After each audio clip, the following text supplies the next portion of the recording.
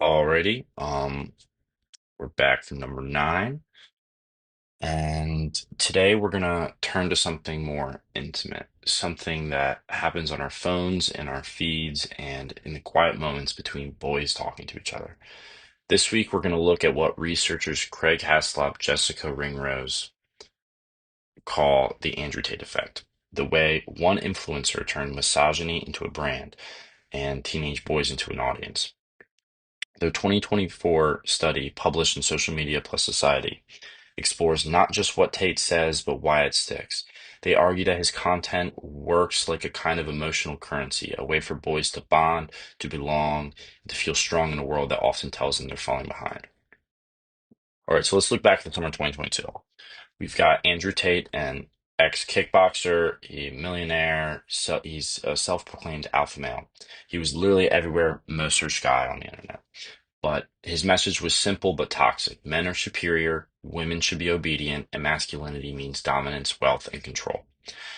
Even after his bans and criminal charges, his content kept circulating through fan accounts and copycats because Tate wasn't just selling an opinion, he was selling a feeling, certainty. Haslop and his team describes how Tate's brand taps into what they call effective homosocial currencies. It's a lot, but here's what it means in plain terms. Tate's content gives boys something emotional to trade: fear, humor, outrage, and belonging. Those feelings become a kind of social glue, what the authors call homosocial capital, where liking or laughing at Tate isn't just about agreeing with him, it's about fitting in. These researchers, they analyzed dozens of Tate's videos and held focus groups with boys aged 13 and 14 from North London. What they found is chilling, but also it reveals a lot. And his message basically was built on four pillars. Number one, men are naturally dominant. Number two, women are subservient. And three, sexist stereotypes are common sense. And four, men are victims in a rigged gender game. In other words, the world is unfair. Women are to blame and real men fight back. But Tate doesn't just make these claims outright. He performs them. He laughs, he smirks, he exaggerates. He plays the role of the rebel truth teller, the alpha who sees through the lies of feminism and the matrix. He doesn't argue with data, he argues with vibes. When he says things like men are better under pressure or women belong at home, he wraps it in humor and realism. And that combination, charm, confidence, and controversy, makes it easy for young boys to say, he's just saying what everyone's thinking. But the researchers also found that Tate's appeal runs deeper than humor. It's built on fear: fear that men are losing power, fear that boys will fail, will be invisible, will fall behind. In this study, Tate's content repeatedly plays on those insecurities, telling young men they're being tricked by society, feminized by modern culture, or cheated by the system. And then, right on cue, he offers the cure: Hustlers University, his online business course. It's a perfect emotional cycle: fear, then failure, then hope, and then purchase.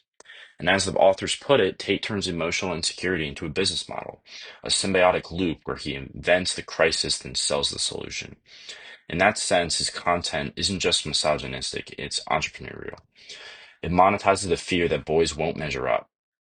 When the research asked teenage boys what they thought about Tate, the answers were complex. Some admired him, some said he was funny, other claims they didn't take him seriously, that it was just banter. That's exactly how it spreads. Humor, the authors argue, is one of the most powerful social currencies of all. By laughing at Tate's jokes, boys get to show they're in on it, that they can take the joke, that they're not soft. Even if they don't agree with his words, they still get the social reward of belonging. As one boy said in the study, some of the things he said are quite comical. Others called it cringe, but added that the cringe was part of the whole fun. In that way, Tate's misogyny becomes something to laugh with, not challenge. And that laughter, the authors say, is how sexism gets normalized, wrapped in humor disguised as irony.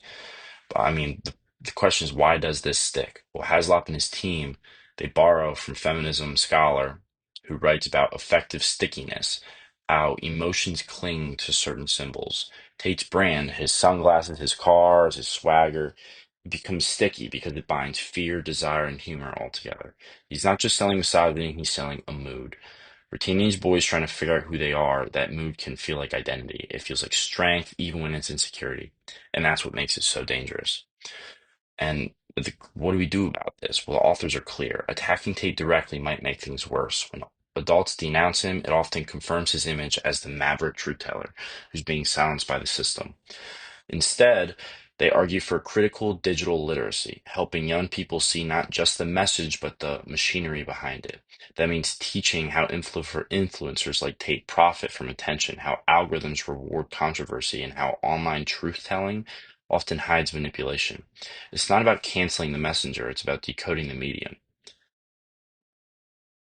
But basically the big picture is Andrew Tate isn't an incident of the internet. He's a symptom of anxiety, of inequality, of a digital economy that just feeds on outrage and it sells back to us as empowerment. He's not just a man, he's a mirror. He reflects what happens when boys grow up surrounded by fear. Fear of being weak, fear of being wrong, fear of being laughed at, and are told that domination is the cure. Alrighty, it's 9.